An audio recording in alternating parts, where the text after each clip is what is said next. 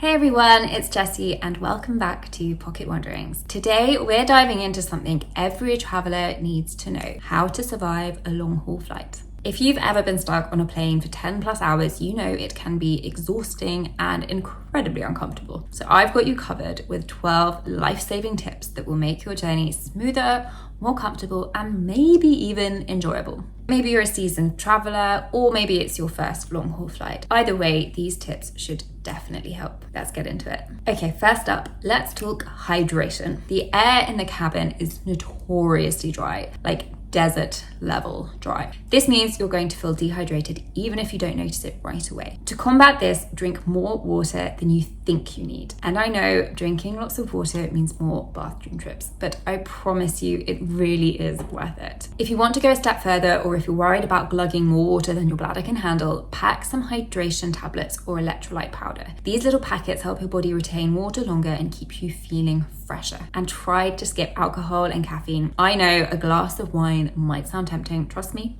I get it, but they'll dehydrate you even more. Save the wine or whatever your tipple of choice is until you get there. So on the subject of bathroom trips, I think it's important to touch on choosing the right seat. Now, this is a tricky one. For long haul flights, I've always been an advocate for the window seat. Firstly, because I get travel sickness and being able to see out of the window for takeoff and landing is a massive help, but also so that I can lean on the window to sleep. However, after a recent flight where the curve of the plane meant I couldn't do that, it was kind of quite far away, so there was a big gap in the curve, I think I might now be team aisle seat. The downside of the aisle seat, of course, is that you may get woken up by people walking by, and you may be asked to move if those next to you need a bathroom trip or leg stretch. But if you want to stay hydrated by drinking lots of water, which you should, then you'll have the freedom to use the toilet whenever you want. As for the travel sickness, I just recommend taking some anti-travel sickness medication. It's a win-win because the tablets usually make you drowsy, which is perfect for sleeping. Also, if you want extra legroom, check for exit row seats or even those premium economy options. For me, I don't consider it worth it as I have pretty short legs and don't really struggle with legroom, but it could be a good call if that's something you do struggle with. Okay, so number 3 is the travel pillow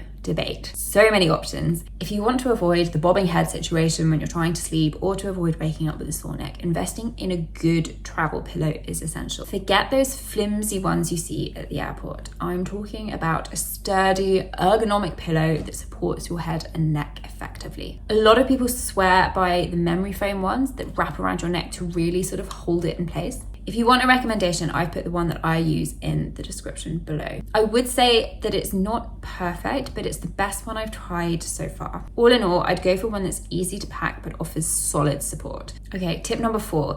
Another must-have for getting some shut-eye is a good sleep mask. Airlines often dim the lights, but depending on your flight time, you could still be exposed to light, whether it's from windows, reading lights, or your neighbour's glowing screen. So a comfortable sleep mask blots out that unwanted light and can signal to your brain that it's time to sleep. Make sure you pick a soft one that doesn't press too hard against your eyes. I'd also recommend opting for a silk sleep mask. It may sound bougie, but it's a lot more gentle on the delicate skin around your eyes, so you'll wake up looking more refreshed, which is hard after a long haul flight. Okay, tip number 5 is to dress for the plane and not for the destination. So what I mean by that is, even if you're heading to a tropical paradise, don't dress like it's 35 degrees on the plane. Cabins can be chilly, especially when the air conditioning kicks in. So the trick is to layer up. I love a good sweater, cozy socks, and some stretchy trousers. If you only do one thing, just make sure you skip tight clothing like jeans or anything restrictive. For me, even some leggings can be really tight, especially around the waistband. You want to be able to move freely and stay comfortable, especially when your body starts to swell from sitting for so long. Okay, tip number 6 is a non-negotiable.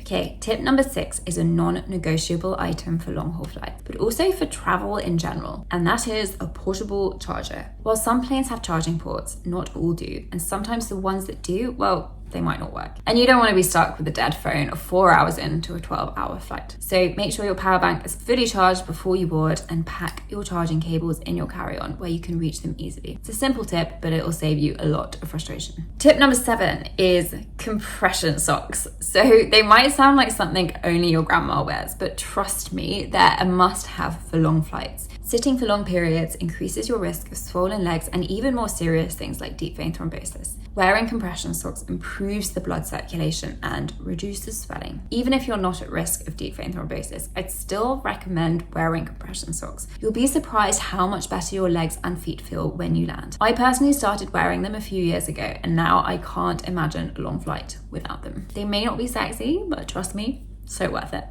Tip number 8 is a jet lag hack. Jet lag hack. That's really hard to say. Tip number 8 is a jet lag hack and something you need to start doing before you board the plane. Sync your sleep with your destination. It might be tempting to sleep whenever you feel like it, but planning your sleep schedule to match your destination's time zone can seriously help with adjusting once you land. If there's a big time difference, I'd recommend starting to adjust your sleep schedule at least a few days before you fly, ideally a whole week if you're really organized. This way your body's already starting to get used to the new time zone. It's not always easy, but it really helps to reduce that groggy, out of whack feeling. Tip number 9 is healthy snacks are a must. Let's be real, plane food can be a gamble. Unless you're in first class, most of the time it's pretty terrible. Even if it tastes okay, it's always full of nasties like preservatives and ultra processed ingredients. So I always pack my own snacks. I'm talking natural protein bars, nuts and seeds, or some dark chocolate. Just be careful to make sure that not all of your snacks have nuts in though, because if you have someone on board with a nut allergy, then you won't be able to have them. Also, snacks are lifesavers if you have any dietary restrictions or preferences. Personally for me, I'm gluten-free. I'm not celiac, but I do have a gluten intolerance, so I try to avoid it as much as possible, and that's really hard with plain food. So if I bring my own snacks, I can make sure that I'm not eating something that's gonna upset my stomach before the holidays even started. Tip number 10 is to bring a mini pharmacy and skincare kit. Cabin air can wreak havoc on your skin, eyes, and overall well-being.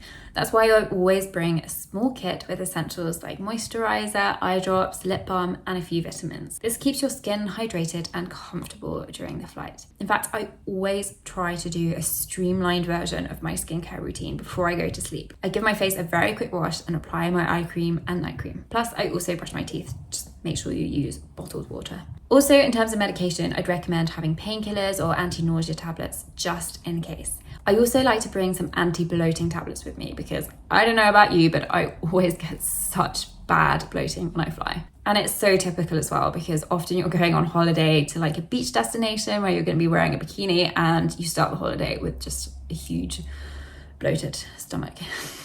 Okay, tip number 11, get your entertainment on lock. Let's face it, long haul flights can be painfully boring if you don't have enough entertainment or if you can't sleep. So before you board, load up your phone or tablet with things to keep you busy. Download a few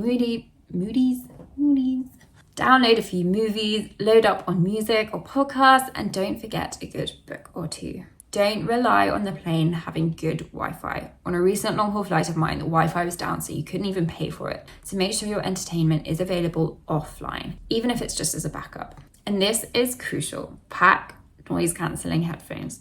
Not only do they block out the engine noise, but they also help you tune out other passengers who might be a little too chatty, snore a bit too loudly, or any screaming babies. Okay, tip number 12. Last but not least, if flying makes you anxious, you're not alone. I found that practicing breathing exercises or using meditation apps really helps with calming nerves during flights. Apps like Calm or Headspace have quick sessions you can do to relax, especially during takeoff or turbulence. And that's it, my top tips for surviving long haul flights. If you have any other tips or tricks that work for you, drop them in the comments below. I'd love to hear them. I've also added links to any of my favorite products in the description. Make sure you hit that subscribe button for more travel hacks, travel vlogs, and general lifestyle content. And I'll see you in the next video. Safe travels, everyone.